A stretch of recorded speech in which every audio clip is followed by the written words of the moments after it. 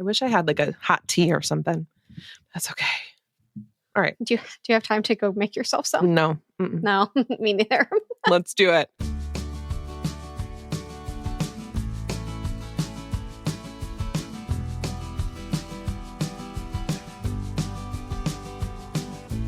Welcome to Book Talk Etc., a podcast bound to grow your TBR. I'm Tina from TBR Etc.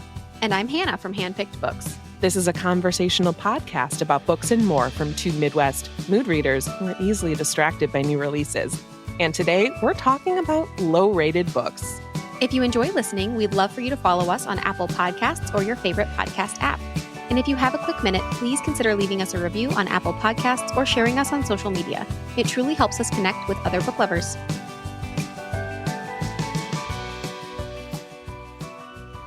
Hi, Hannah.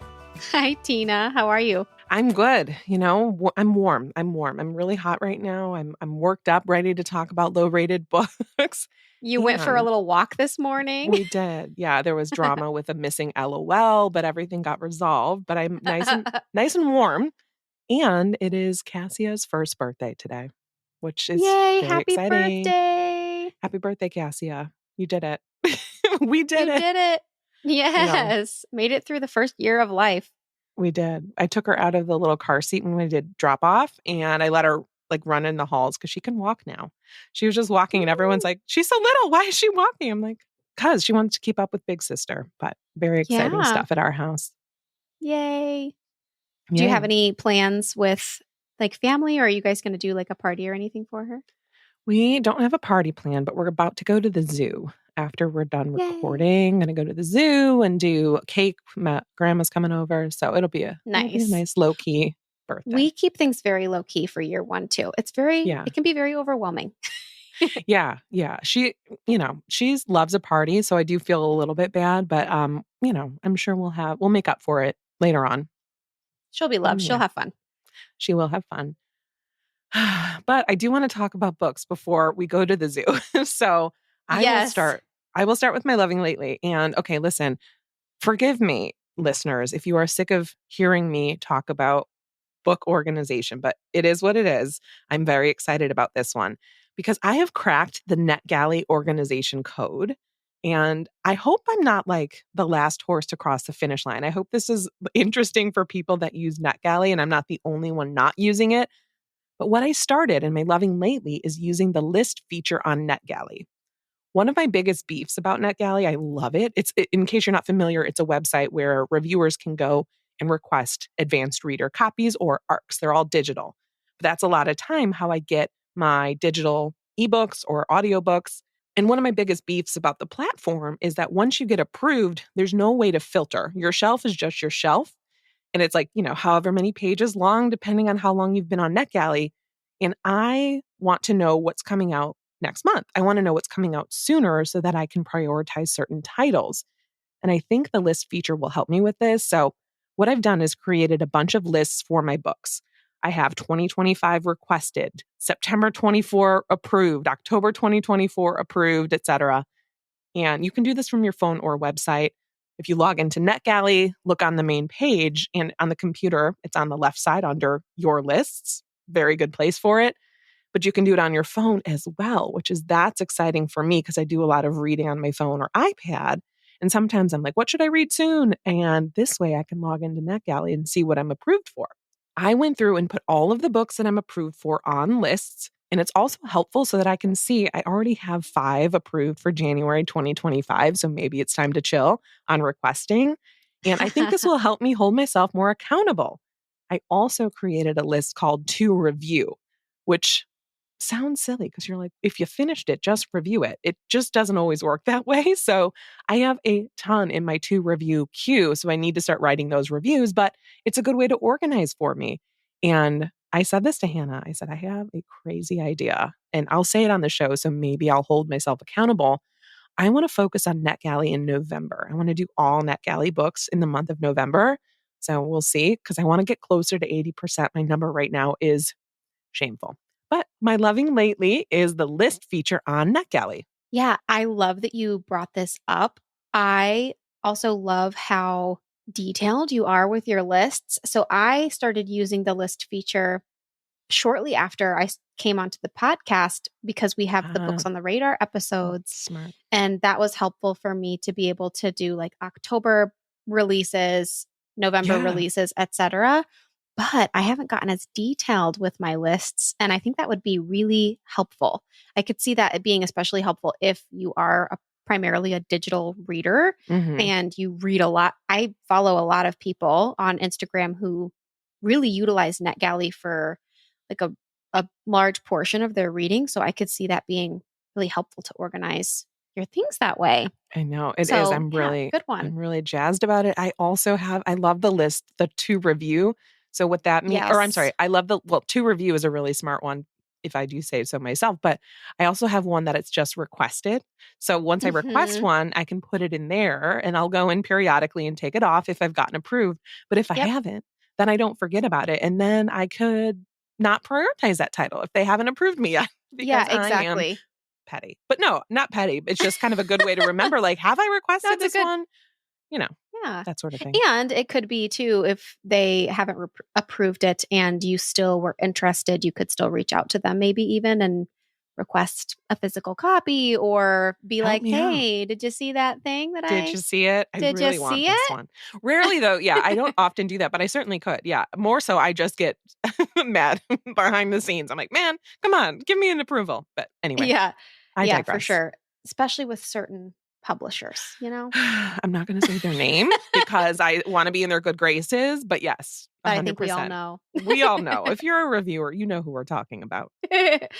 So my loving lately is kind of related to our community read that we did in August. We read We Burn Daylight by Brett Anthony Johnston. And I remember while I was reading that book, just really wishing that I knew more about the Waco siege. And I looked into some YouTube videos and some podcasts, but I really wanted to watch a documentary. And I didn't realize that there is a pretty new documentary that came out on Netflix last year that has brand new footage and interviews, etc. And it's Waco, American Apocalypse. And it's just a 3-episode documentary on Netflix. It offers a really fresh perspective on this 51-day standoff between the U.S. government and the Branch Davidian sect that was led by David Koresh in 1993. It's a 3-part series that, again, like I mentioned, presents these events with never-before-seen FBI footage, visualizations, and really intimate interviews with pretty key figures from all sides of the conflict, including the survivors, one of which is still a Branch Davidian, and ATF team members and the FBI.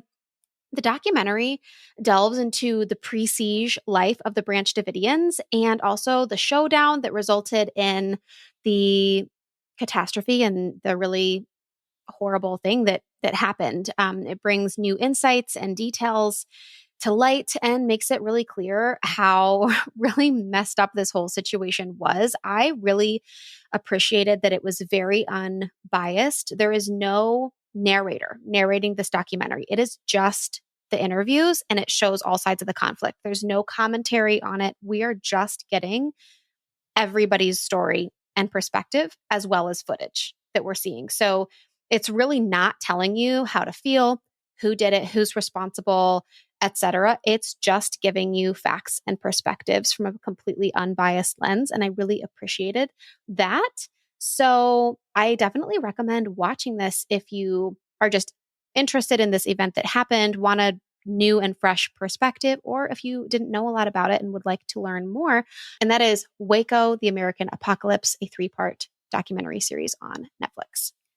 Good one. I have many things. If you've not yet read We Burn Daylight, I feel like it would be such a good pairing to watch that first or after or what have you, and just do those two together.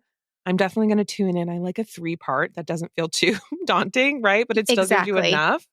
And I almost wish that I had watched this first before reading the book, because there are even some people interviewed where I was like, are they the inspiration for one of these characters? Yeah, and that's that's what I was going to say. I wonder, you said this is new-ish. I wonder, like, what, is it an anniversary or something? I wonder what about it has gotten it in the public consciousness more recently. I'm not sure. It is my guess that I think that this footage that got released is pretty newly released footage. And so that might have kind of spurred them to realize, like, oh, well, we have all of this newly released footage.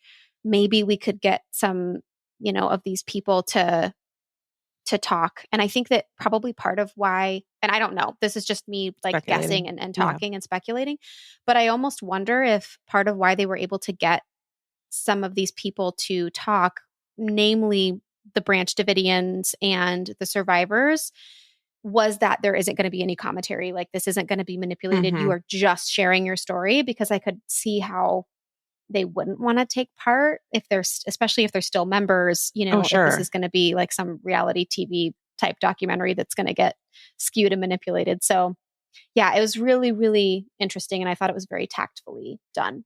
Good. Okay. Good recommendation. Yeah. All right.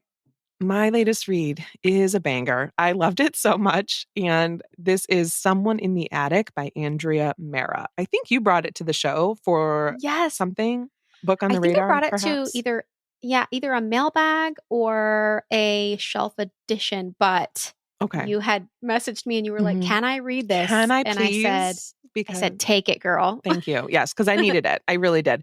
Because what this is about is, you thought you were home alone. Anya is enjoying a relaxing bath when she hears a noise coming from the ceiling.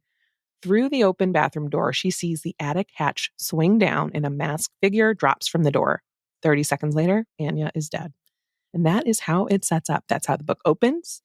And you're like literally in it. And it's terrifying. It's so spooky. It's spooky. Okay. And then you come to find out, like, the rest of the story is from the point of view of one of Anya's old friends, Julia. And there's this thing going on social media, I think it's TikTok, where people, and it's tied into a reality show in the books world, it's not in real life, but where people are doing this and like spooking their family members, which I think is so freaking horrible. And I would have to move out if somebody did this to me. But it's like a prank, right? So Julia is new to Ireland. She's from there, was living in the US for a while, but is back in Ireland for reasons we find out later. And her daughter is like, hey, Mom, this is weird. This is our house on TikTok. This person's in our house. She's like, what are you talking about? No, it's not.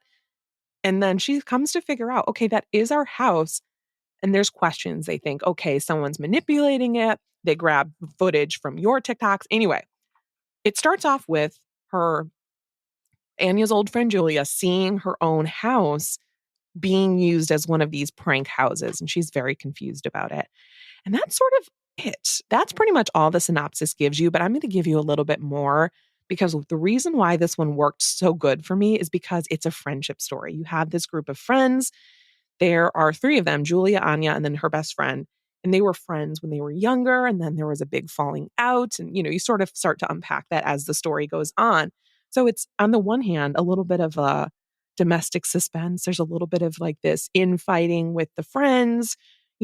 You've got Julia moving to a new country. You've got her dealing with her ex-husband and her kids, and just, it's a little bit quiet, but like every so often you're starting to see more and more unsettling things happen. I thought this one worked really well for me. I did the audio. I loved it on audio. When I tell you, this is how much I loved this book, and this is how I know it was a win for me. The audiobook listener I was using doesn't always connect to my car. So I was in the car waiting for Jonathan to come out. I disconnected Bluetooth and had my AirPods in because I couldn't stop listening to this dang book. I had to know how it was going to wrap up. So that's always a good sign for me. I think this was tense. I think there was so many fun reveals. Short enough to where it's definitely a page turner. And it's sort of one of those books where I suspected everybody. I'm like, oh, it's you. Oh, it's you. Oh, it's you. Right. And it's fun because it's a part of the fun to figure out if you are right or wrong in who you guessed as the culprit or who you guessed as to what was going on.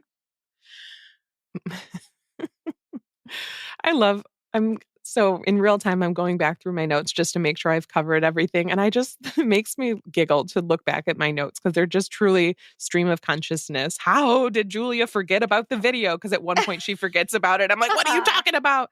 So I will say, there was also a chapter from the point of view of her son, Luca, that freaked me the heck out. So, you have this sort of like kid perspective as well. Very, very short, very tastefully done. you've got complicated friendships, you've got long-term female friendships. And I just thought it was really excellent. And I'm super happy that you let me have this one. This book was Someone in the Attic by Andrea Mera. Yay. Oh, I'm so glad that that one worked for you too. It sounded like a thriller that really had a unique premise. It did. It was good. Yeah. She did really well. Cool. And I'm glad that it ended up she actually was able to execute the unique, premise, because that doesn't always happen. So yeah, and I know she has a lot of books, actually. She's got books. She's Irish, so I imagine they were published overseas. Well, I'm going to take that back. I think she has one other book. Never mind. This is her debut. Let me talk. Am I having a stroke? What's going on? I thought she had a lot of other books. It doesn't matter. You're thinking of something, just have faith in yourself that there's a reason why you. I think I'm right and Goodreads is wrong. Yeah. Yes. She does have other books. Okay. Yeah. She has a bunch of other books. They're just not in the US or weren't originally published here. Okay. Well, we love Blackwells. So if you want an Irish author to get into, you can always order their books off Blackwells. I love doing that. I do too. Yeah. And then the cover's different. You feel so special when the package comes. At least I know. Do. Yes, because the package doesn't come for like a couple weeks, sometimes a few, because it's coming overseas. And so you get like a surprise package. You're like, oh yeah, I forgot that I ordered this. At least I do. Especially if you're used to Amazon that comes in 2 days. You're like, oh yeah. I know. You normal keep that person snail mail. There you go. All right. So my latest read is actually one that I read right before I joined the podcast, and I didn't get to talk about it. And I really wanted to, because I really enjoyed this book. And it was kind of when I was in my peak like romantasy reading era back in like winter and spring of this year. And I fell off of that a little bit and I want to get back. So I was hoping maybe talking about this one would get me back in the mood. And that is A River Enchanted by Rebecca Ross.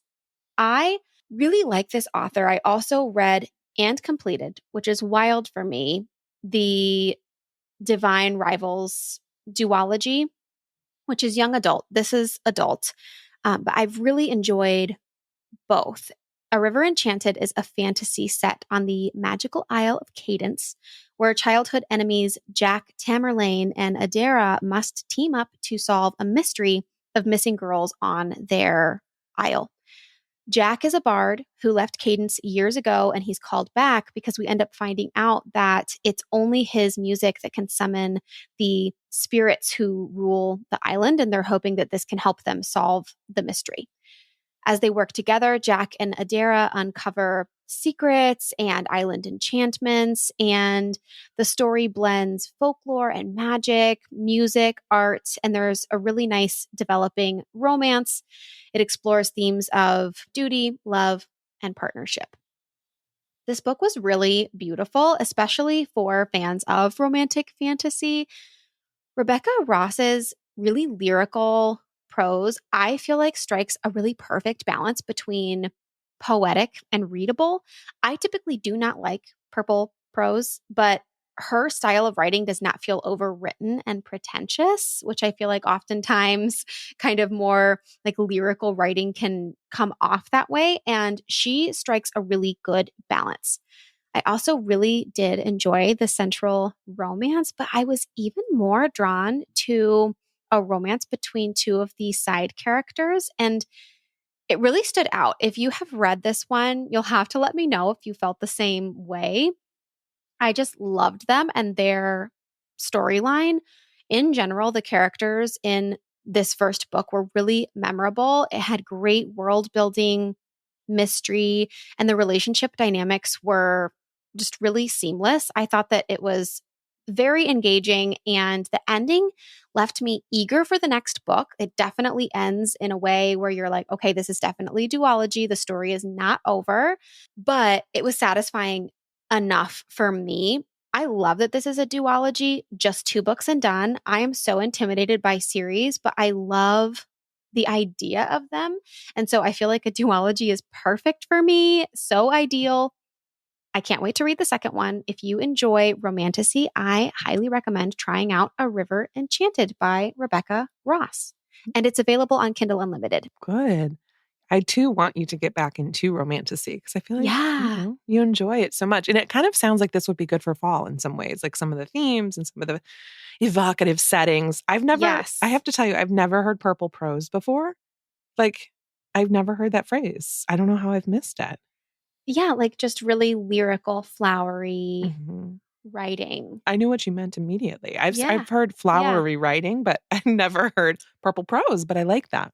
Yeah, I think it's kind of the first time I heard it was in college because I was taking a literary criticism class. Oh. And that was one of the terms that we were taught that I remember because like you said, it's one of those things where for some reason when you say it, you know exactly what it means, even though it doesn't actually make sense. But like for whatever reason, you just know exactly what it means. Yeah, so exactly. I remembered it. But yeah, it's kind of a fun phrase. It is fun. And what else is fun? I really like this topic of our episode. I swear. Yeah. I was so excited to do this. I don't know why.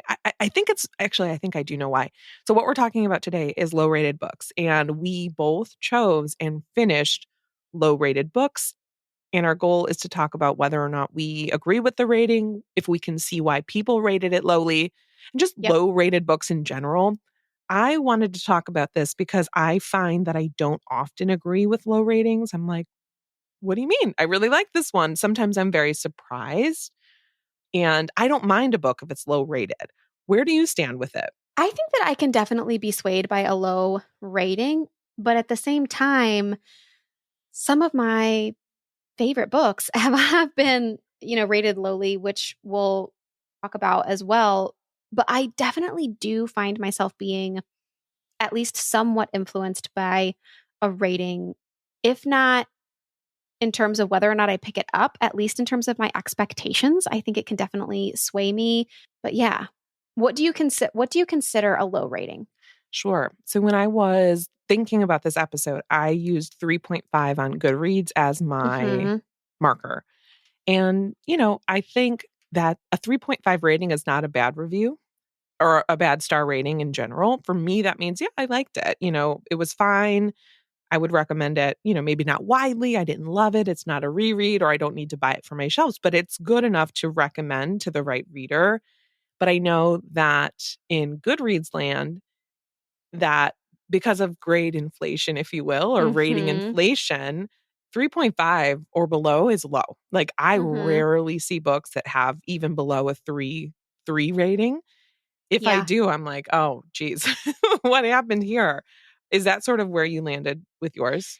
Yes. So I definitely would view, honestly, and I think to your point, for the sake of the episode, I was considering 3.5 and below. But when I'm looking just like organically, I'm looking on Goodreads or Storygraph, if I see even like 3.8, I'm like, I wonder why people didn't like this one that much. When really, that's a good rating. That's like basically a 4-star average if we're rounding up. So it is kind of interesting thinking about it that way. It is. Because when I'm looking at it, I consider that almost kind of a low. Yeah.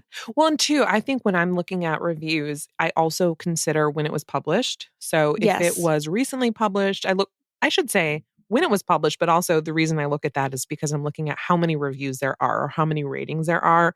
If there is a lot of ratings and it's a 3, 5 and below, I'm like, oh, okay, this is not probably for everyone.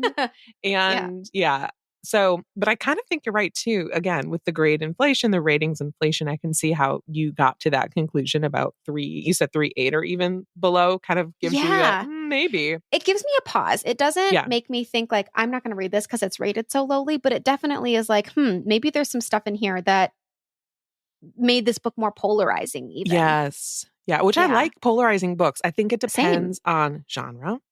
I read a nonfiction book that was, I guess, sort of memoir. And I did not know this going in.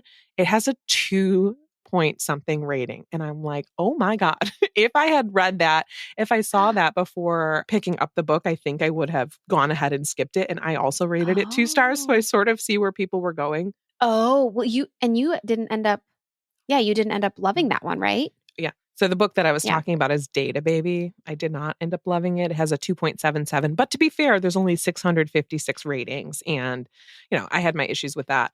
And it's interesting when you look at low ratings, because I think there are a lot of things. You said polarizing. Definitely think that could be one. Another reason, though, is not always the author's fault. It is marketing. So if it was marketed as, for example, this one, and I don't mean to pick on this book, but it's was marketed as My Life in a Psychological Experiment. And so she was talking about how her parents had her participate in a longitudinal study when she was a kid. And they were studied as children. That's a very small part of the book. It's a lot more about her adult life. And I just lost interest in that stuff. I was more interested in the psychology aspect. So for this one, I think, and I don't know whose fault it is if you want to call it somebody's fault, but this one was just I think it was marketed as, oh, it's a psychology book. And it totally was not. It was definitely more memoir, which is what I think accounts for some of the low ratings. Yeah. And it's funny that you bring that up because I read a book recently and I brought it to the podcast, Pink Glass Houses by Asha Elias. Yeah. And granted, it doesn't have that many reviews yet. It's a brand new book. It only has like 1,300 reviews on Goodreads right now, but it has a 3.57. So not fabulous. And I think that is because it was marketed as a thriller, or at least that was the impression that I got when I went into it. And then when I read it, it really was just a drama of like rich people and motherhood and life in Miami elite. I mean, it really wasn't very thrillery. And so I could see how that would really affect someone's experience reading the book when they're having a certain expectation. And then it is absolutely not that, because people have reading preferences. And that is fair. So, I swear to you, half the time when I see something billed as a thriller, I'm like, no, it's not. No, it's not. That's how I feel about horror. Interesting. What do you mean? Like how Bunny by Mona Awad is billed as a horror book. And in my opinion, it is absolutely not. No, I would not have guessed that. There are horror things that happen, but I would not put it in that genre at all. So that's the first book that comes to mind. There are other examples, but I am definitely a little bit hesitant when I see something listed as a horror novel. No, I think you're right. And I think, to your point in terms of ratings, I think it also can affect, I see a lot of, if I see a thriller with like in the 4 rating, I'm like, oh, I'm going to add this, because thrillers are so subjective. I think maybe not more so than any other genre, but definitely more so than any other genre. I was trying to think of, because it really is, I could say I loved it. For me though, I know as a reader, I'm more about the journey. Like if I was on the edge of my seat, I can forgive some sort of endings that I'm like, okay, maybe not the way I would have ended it, but I was still entertained the whole time. And I know that's not true for everybody, especially in thrillers, because if you don't land it, or if there's too many unraveled and, questions or red herrings, it's going to make readers mad.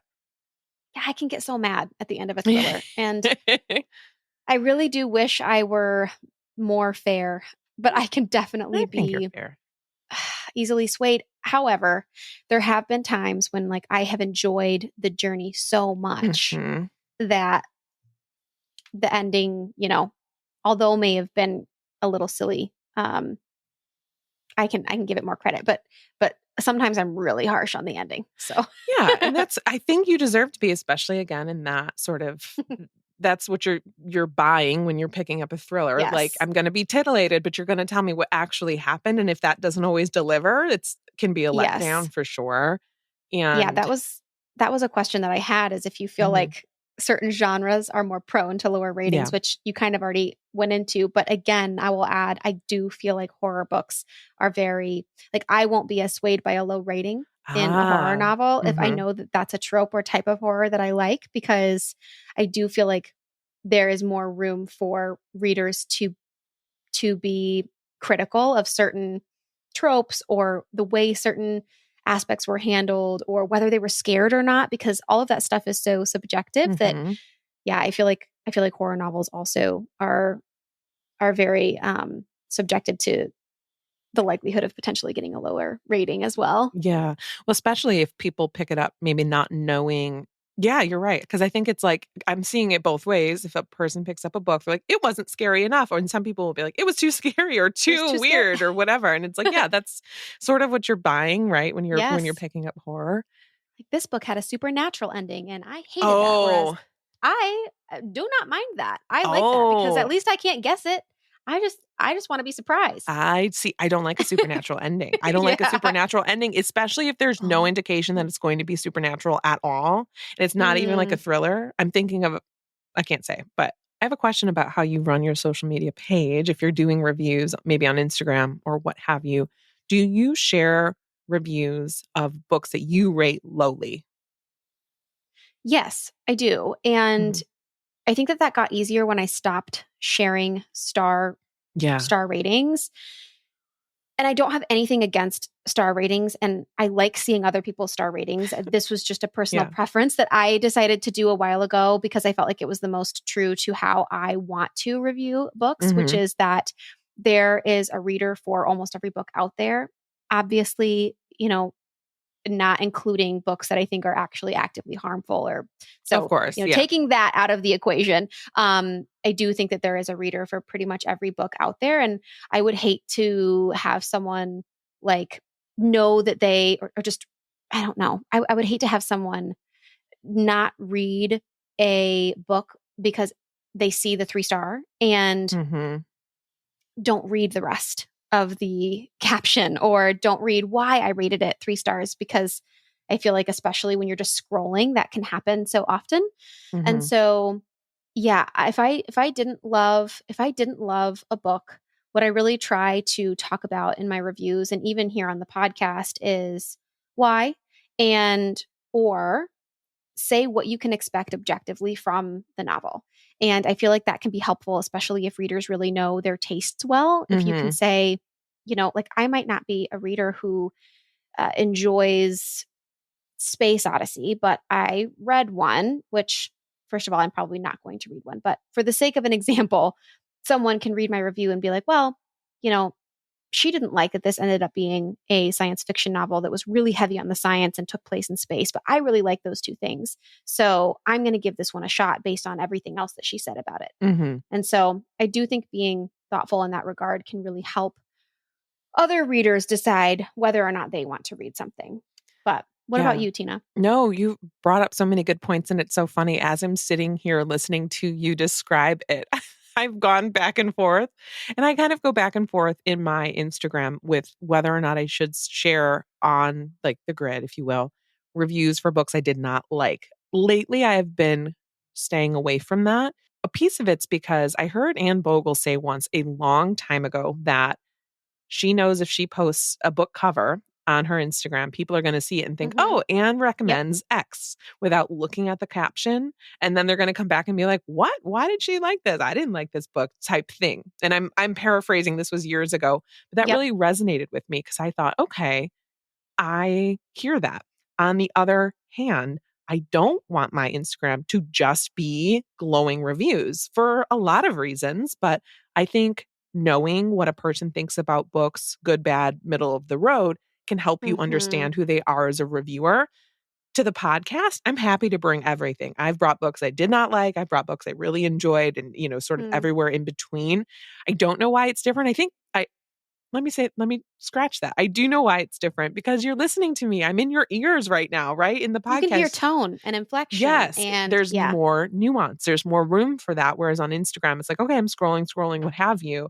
Just like you, I like when people share stars. I don't always share mine. I instead, at the end of the month, will share my rankings. So I'll say, highly recommend to the right reader, and then I don't recommend. A lot of times those are DNFs and I don't put them anywhere else but the DNF episode for our patrons. But yeah, this is making me think of something that's a big pet peeve of mine, and I want to air my grievances. It's that sometimes when you post a review that is critical, you'll get a lot of people to comment and say, thank you for your honest review, which bugs me because inherently when you say that, I'm hearing you say only the negative reviews are honest, everything else is untrue.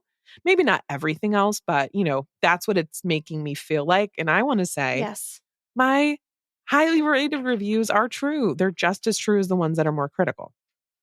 yes. And I think that that's a good example of words matter, and the way you talk about this kind of stuff, it does matter. And I think it makes more sense to say, this was such a great review, and I totally understand why you didn't like this one based on whatever, which takes more effort to say that. But yeah. to your point, or even like, thanks for your thoughtful review. But again, that implies that positive reviews are also not thoughtful. Yeah. And that's just not true. So it's a really interesting conversation. And I think that this conversation does hold a lot of nuance. But I think that these are the fun things to talk about, especially when, all you think about is books and reviewing. And, and it's fun to unpack these things. Yeah. And I think, I don't mind if it's like, thanks for your thoughtful review or thanks for your constructive review. Cause like, I think it is, I will say, I think there is something to people who like come out, especially if a book's widely loved and have very valid reasons for it not working for them. Sometimes I think folks just like to jump on bandwagons. And I was thinking with lower rated books on Goodreads, specifically, if you see a book that's lower rated, I feel like some people, there's like a little bit of that pile on effect. Like, yeah, you're right. This book wasn't good. Like, whereas if they hadn't looked at the overall number, they might be more inclined to rate it, how they felt, but they could be swayed by how other people rate things. I don't know. All of this to say, like, I know that I personally have read a fair amount of books that have low ratings that I loved. One of them I'm bringing today. It has a low rating and I'm giving it near 5 stars. So I loved this. Yeah. One that I'm bringing today. That's exciting. I was so excited and I wanted to save it for the show. I didn't tell you immediately, even though I wanted to right away. I know. Sometimes it's hard to hold it in. Yes. We tell each other sometimes what we're reading, especially if we think it's going to be a crossover, but sometimes it's fun to have those surprises. We did want to share a couple of books that we really enjoyed that are rated low on Goodreads. And the one that comes to mind, no matter what, whenever we're talking about low rated books that I loved, is Leave the World Behind by Rumaan Alam. I loved it, gave it 5 stars. The rating is 3.16. I am shocked. I will fight to the death because I don't think it's a perfect really book, but I think it has so much to unpack, so much to discuss, and there's a lot of good for this. But I can I see why it's rated so low? I guess. But I'm more of a journey reader versus the destination. And I think that's what people had beef with was the ending for this one. Maybe. And I am surprised that it's that low. Yeah, it's quite low. Huh. I read that one and I liked it. You did? Yeah. Yeah, I liked it. I don't think it was, I think I remember giving it like around a 4-star, right? Like this isn't a new favorite, but that was really creative and I really enjoyed that. One that always surprises me, and to this day, I don't really know why this one has such a low rating, and that's Sweetbitter by Stephanie Danler. But I loved this book. Now, granted, I read it a long time ago, and by that I mean like, I don't know, maybe 5 years ago, which I feel like in my reading years feels like forever ago. But it has a 3.33 average rating on Goodreads, which is pretty low. And I don't know. I mean, I remember this one being pretty like all vibes, no plot. And maybe that's why. I do feel like the main character in that one is, she's like in her young 20s and she has no idea what the heck is going on in her life. And she's like on this journey to find herself and she's, kind of annoying at times. But I don't, that's not something that bothers me, I guess. But I could see that bothering some readers. So maybe that's why it has a lower rating. As I'm going through, so on Goodreads, if you filter by books you've read, you can see, you can also filter by overall ratings of the books and you can see the stars that you gave it. So that's sort of what I'm going through now. It's funny because now I'm seeing a lot of the authors that I really, I don't know if I can say I really enjoy them, but I'm seeing a lot of authors that I read quite often that get a lot of low ratings. For example, Megan Abbott. Her books are always polarizing, I feel. And I've loved some of them. I've not loved some of them. Is it because they're so dark? I don't know. I'm not quite sure. Because her books are dark, but no darker than some others. I think her writing is a little bit, I want to almost say a little experimental. I don't know if that's the right term, but it's a little, it's not straightforward writing sometimes. And sometimes it lands for me. Sometimes it does not land for me. I'm seeing also Jamie Attenberg, who I really enjoy. I liked a lot of her books, but she writes messy, messy characters. And some people don't, it can be hit or miss for some. So, yes. Okay, another one that has pretty low ratings that I have talked about, I feel like on the show, I mention it all the time, and so I won't go into too much detail, but The Need by Helen Phillips has an average rating of 3.16, which again is so low. That is so low. I feel like I need to jump on the bandwagon and get that one read because, I need to know what I think. I loved The Writing Retreat by Julia Bartz. I loved it. 5 stars. I thought it was so good, and people don't like that book. They hated it. And I'm like, I have heard a lot of people say that book was, I've heard several reviews being like, I came in for a thriller. I did not know I was reading a sexy time book. There's like 2 scenes. Oh, okay.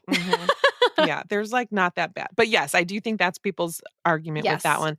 The other one that I'm surprised to see on the low rated, it's a 3.41 average, so it's not terribly low, but it's The Brightlands by John Fram, which I gave 5 stars. I loved it. I did too. It was wackadoo town at the end, but that's fun. It was like a really, really good climax, if you will. I agree. And that one wasn't so out of context for the rest of the book. Yes. It was wild. Yes. But it was not out of it. Yeah. You're not getting like that was Yeah. It was building up. It was building. And then, oh, wow. It really went there. Yeah. My last one that I'll mention is a book that I really enjoyed a lot. And that is Swamplandia by Karen Russell. This is one that actually Hunter McLendon from Shelf by Shelf recommended to me a couple of years ago. And he was like, knowing your taste, I feel like you would really love this one. And he was right. It does have a pretty low rating, has a 3.27. This is literary fiction, but it is really dark and really sad. And there are a couple of moments on the page that I could see a lot of readers being like, I would be okay if I never read about that happening so viscerally on page again. And I'm wondering if that didn't contribute to its low rating. Those were also scenes that I was kind of like, if I were to dock points, I might have docked some points here. But I enjoyed the rest of the story so much that I was a little forgiving on that. That makes sense. So, I could do this all day. I really could sit here and go through all of my low-rated books. Not sure how interesting it is for everybody else, but definitely reach out. Let us know. Are there some low-rated books that you loved? Are there some that you understand? If you don't, I would love to chat more about this with some of the listeners, but we can get into sharing the books that we read for this particular show. The first book that I read is The Deep by Alma Katsu. And this one has a 3.33 star rating with 10,000 ratings on Goodreads. That's low. Yeah. Surprised. And I'll tell you what it's about first, and then I'll give you my opinion. It says someone or something is haunting the Titanic. So yes, I am back on the Titanic. I don't know what my deal is this year. It's my second Titanic book. But the only way to explain the series of misfortunes that have plagued the passengers of the ship from the moment they set sail, mysterious disappearances, sudden deaths, now suspended in an eerie, unsettling twilight zone during the 4 days of the liner's illustrious maiden voyage, a number of passengers, including some of the millionaire passengers, including some of the passengers that work on the lower decks, they are convinced that something sinister is going on. And then, as we know, disaster strikes and the boat sinks. Years later, the world is at war. And a survivor of that fateful night, Annie, is working as a nurse on the 6th voyage of the Titanic's sister ship, the Britannic, now refitted as a hospital ship. Plagued by the demons of her doomed first and near-fatal journey across the Atlantic, Annie comes across an unconscious soldier she recognizes while doing her rounds. It is the young man Mark, and she is convinced that he did not and could not have survived the sinking of the Titanic. So this one, I definitely understand the low reviews. What I think Alma Katsu does so well, and she's sort of singular in this sense, is that she combines historical fiction and horror really, really well. I loved her book, The Hunger. That one's about the Danler family. I recommend it all the time. I thought that one was really clever. That one worked a lot better for me. For The Deep, this one is much more about the people. It's much more about the sinking of the Titanic. Very little horror. It's there. Something's unsettling. Something weird's happening, but it's subtle. It's not as in your face as it's going to be with some other horror novels. I think she writes for a very specific type of reader, and that reader is me because I enjoyed it. I gave this one 4 stars. I enjoyed, if you remember, I also read the second Mrs. Astor this year, which is one of the people that was on the Titanic in real life, and she is another character in the deep. So it was super fun for me to have her here again, knowing what happens to her. What I can tell about this is I can tell the author got obsessed. This is, I think, how she writes. She gets obsessed with something and then goes all in and like really, really builds her story around that historical thing. And in this case, she got obsessed with the Britannic boat and the Titanic and uses this as a jumping off point to tell a really spooky story. This one is quiet. You get a lot of the minutia of what's going on in the Titanic, and you're caught up in the drama of its passengers far more than you get the horror element. So go in knowing that. This is not gory. I would not say this is gory horror. So I think that for me is fine. Like I'm good with either way. Again, I can tell, I know why some readers rated this unfavorably, and I don't want to say because it's a spoiler. So I think having read and having had this recent primer of the people on the Titanic really, really helped my enjoyment of this. Because this book is long. It's over 400 pages, and you're really on the ship for quite some time. And, I understand it's probably hard when you're writing historical horror. There might be some inaccurate. I think some of the lower ratings too came from the fact that there were some historical inaccuracies in what she was sharing, which I get. It doesn't surprise me, and I'm not going to hold that against an author, but I think some folks kind of get picky with that, which is fair. I also, though, in real life, cannot believe that this ship, the Britannic, also sank. Like, what the hell? Why are you going back on a ship when you were? Anyway, I can't imagine going on a ship unless you absolutely had to. Not for me. This has themes of obsession. This has themes of wealth. Overall, it worked for me. I give it a modest recommendation. If any of that sounds interesting, give it a shot. I did the bulk of this on audio and it worked in that format. This book was The Deep by Alma Katsu. I do wonder if horror readers didn't read this one and then were disappointed that it wasn't horror. Horror. I think this is the thing. You have to like both historical fiction and horror to enjoy this. You got to like them both equally because it's a very niche novel. Combo. Yes. Combo. Yeah. Well, I feel like that would be one that I would like too, because I do really enjoy historical fiction and I enjoy stuff about the Titanic and I enjoy horror. So yeah, I think you'd be good with it. Yeah, this might be a good one. Okay. So my first book that I'm bringing that was rated lowly is The New Me by Hallie Butler. And this is one that I want to believe made it to my TBR because of a TikToker that I follow. And she reviews a lot of weird fiction.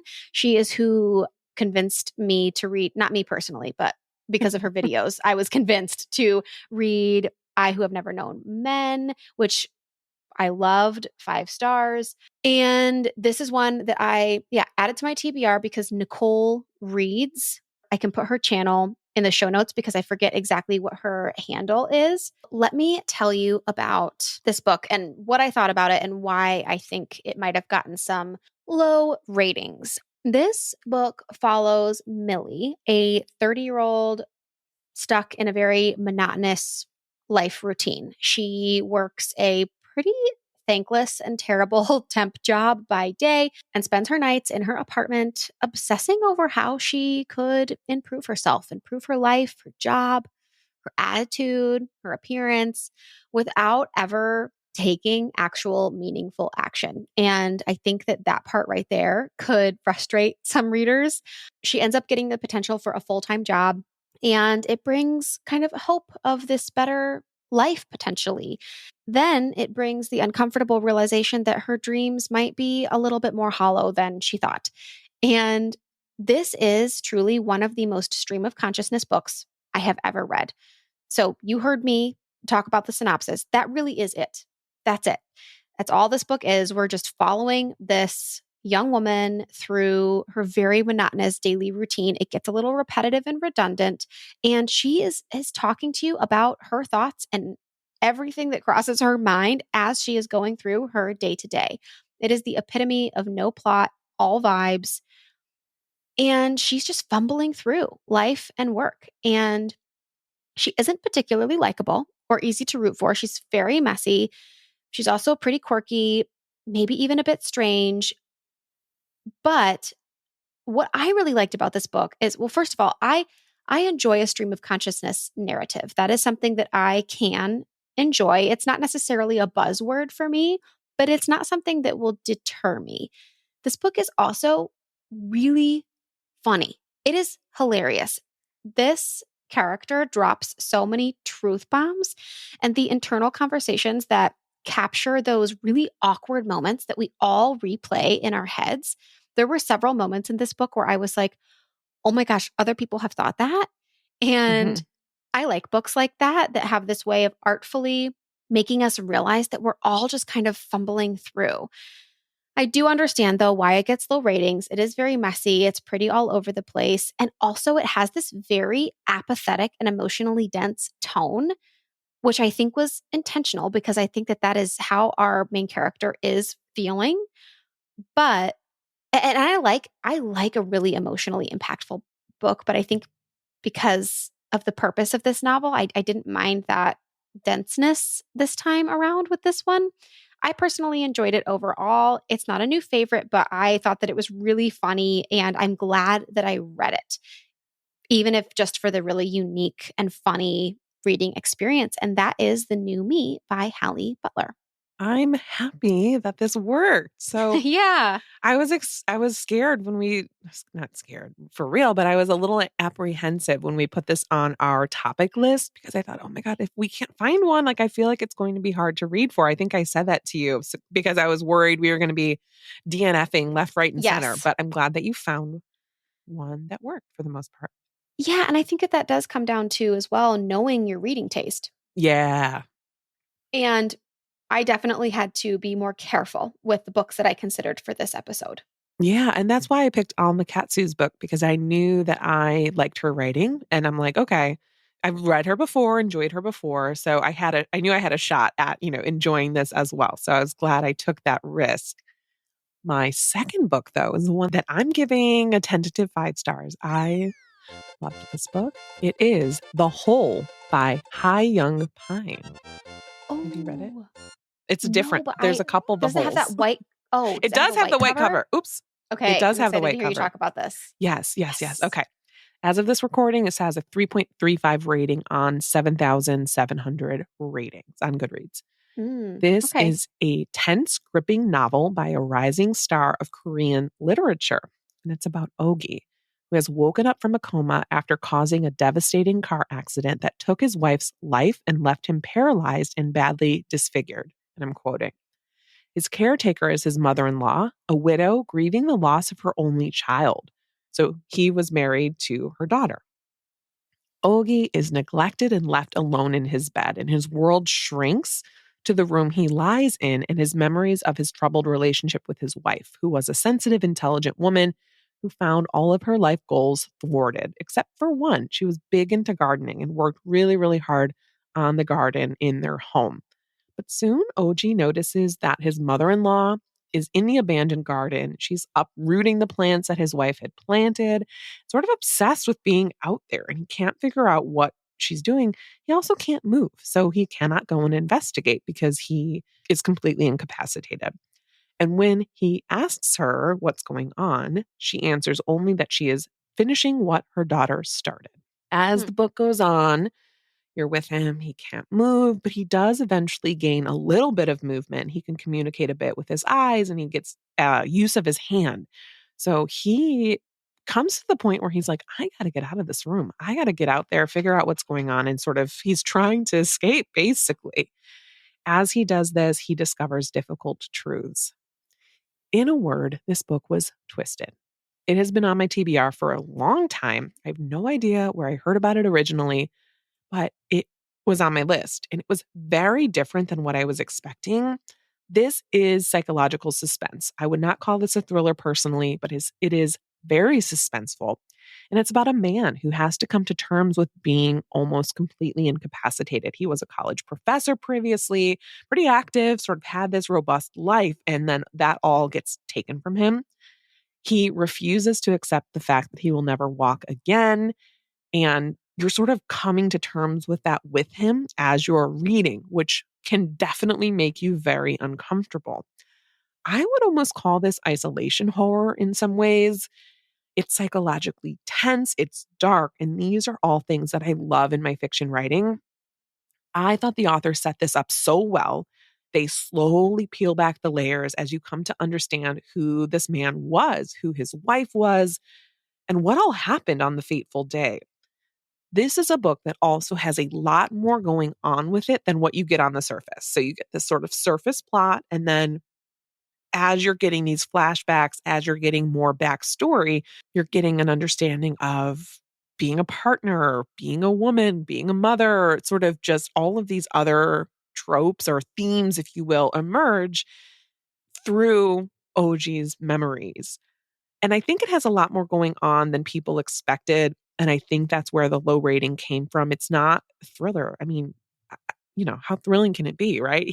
There's not a ton that it's very internal, right? Because he can't move and you're sort of getting a lot of his memories.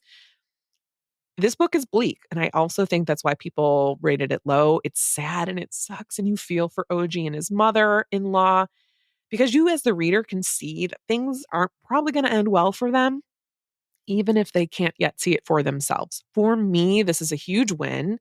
If you like dark Korean psychological suspense, you will like this. I also forgot to say it is a book in translation by Sora Kim Russell. So that's who was the translator. But the book is The Hole by Hai Young Pine. Oh, I'm so glad that you loved it. I had heard of this book, and it's definitely one that's been on my radar. I do think that kind of more speculative books like this are also a little bit more susceptible to low ratings because they're weird. They're weird. It's weird. It's sad. Is it your brand of weird or not? It's hard to know. It's hard to know. It's hard to know going in. Is it going to be my kind of freak or not? Yeah. Is it going to match my freak or no? This super was. I loved this book. I was like, holy cow, these poor characters. Well, I'm glad it matched your freak. It did. Great.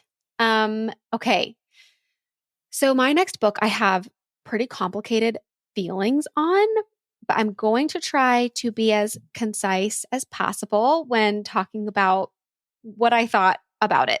So this is The List by Yomi Adegoke. Ah.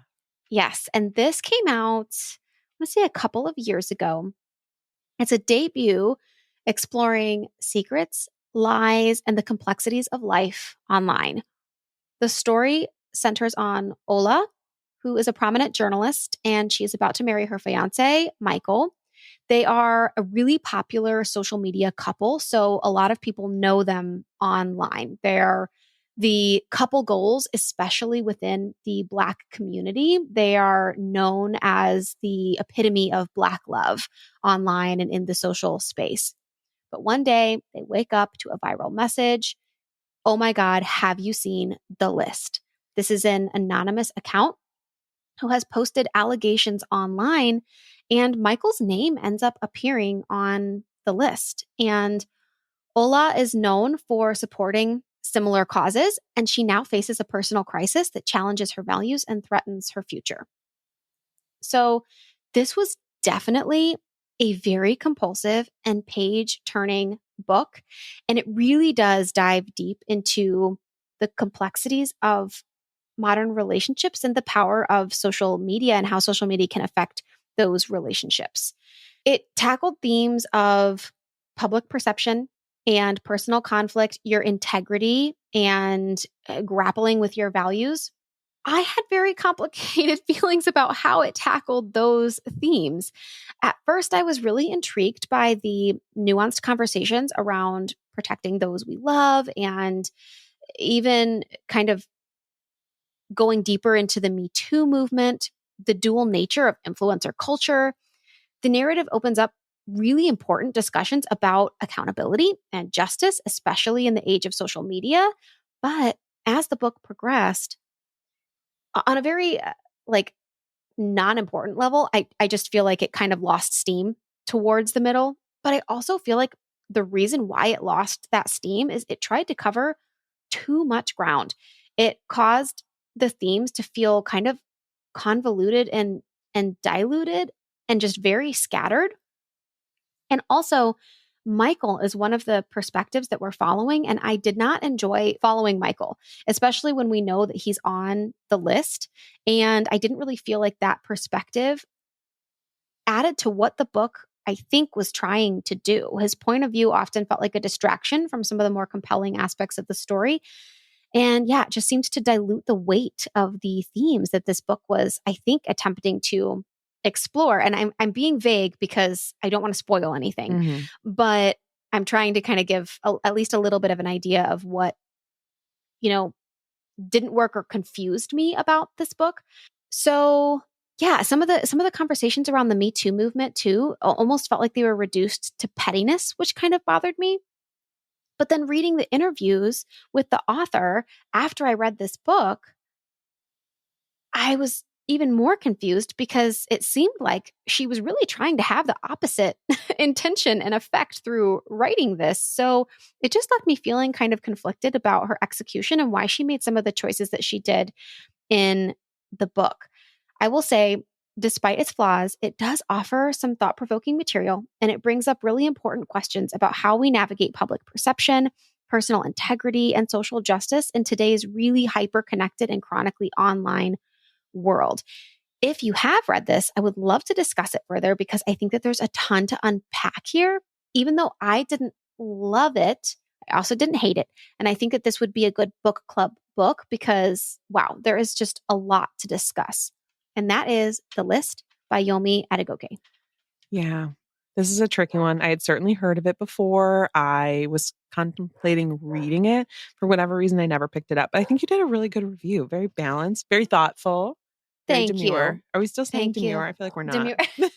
I keep seeing it still popping up on my feed, and I out of pettiness, I'm just like, no, that's over. It's over. It's over. No, but that lasted a week. It's over. Moving on. No, in seriousness, you can say it though. In seriousness, though, I think you did a good job with that because sometimes these books that are sort of complicated are harder to recommend. All right. In spirit of my Netgalley focus, I am going to share my latest Netgalley approval. And I think this is actually one that's going to have, quite frankly, polarizing ratings. So I can see this being a low-rated book that works for me. What is my problem? I refuse to write down the titles of these books. None of them had the titles. It just has my thoughts. It was called...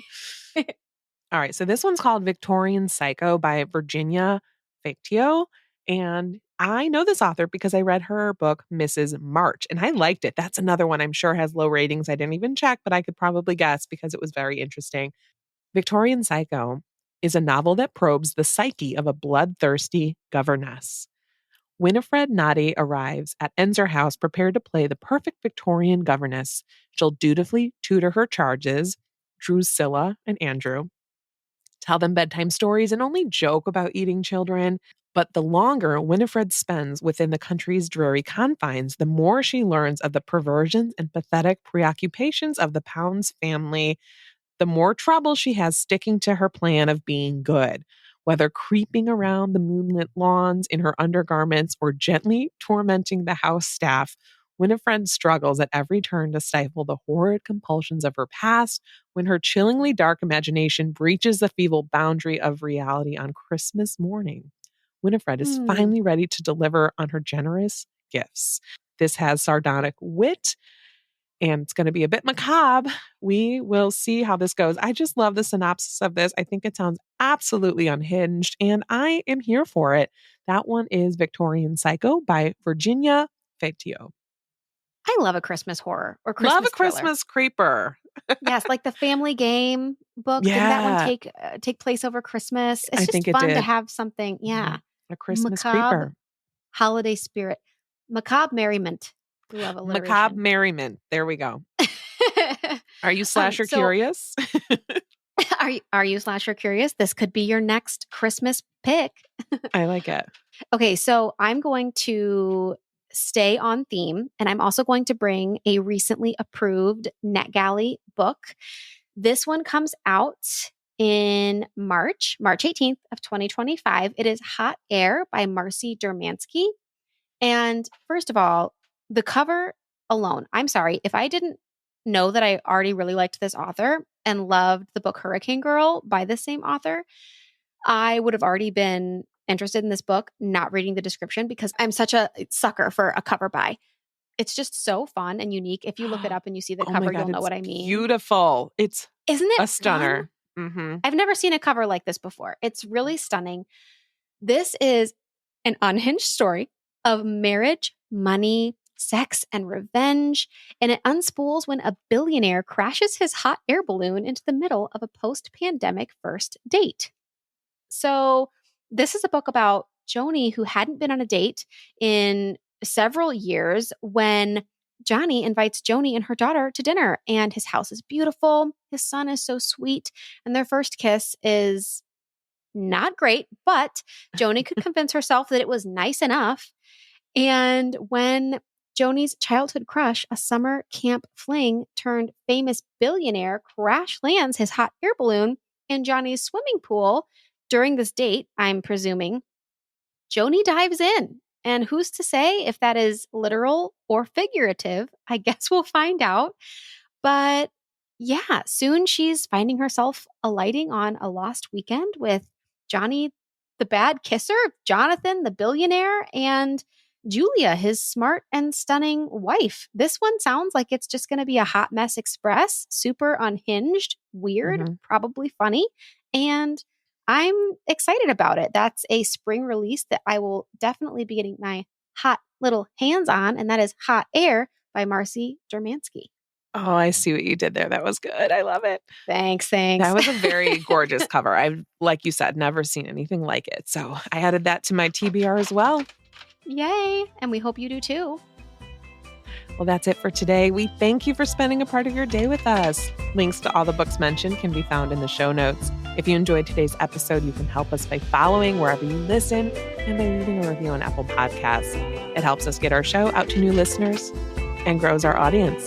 And don't forget, if you would like access to exclusive bonus content and community, you can join us for $5 a month on patreon.com/booktalk, etc. If you'd like to connect with us, you can email us at booktalk.etc@gmail.com. You can also connect with us both at booktalk.etc on Instagram, and Tina at TBR, and Hannah at Handpicked Books. Talk to you next week. And in the meantime, remember, everything's better with books.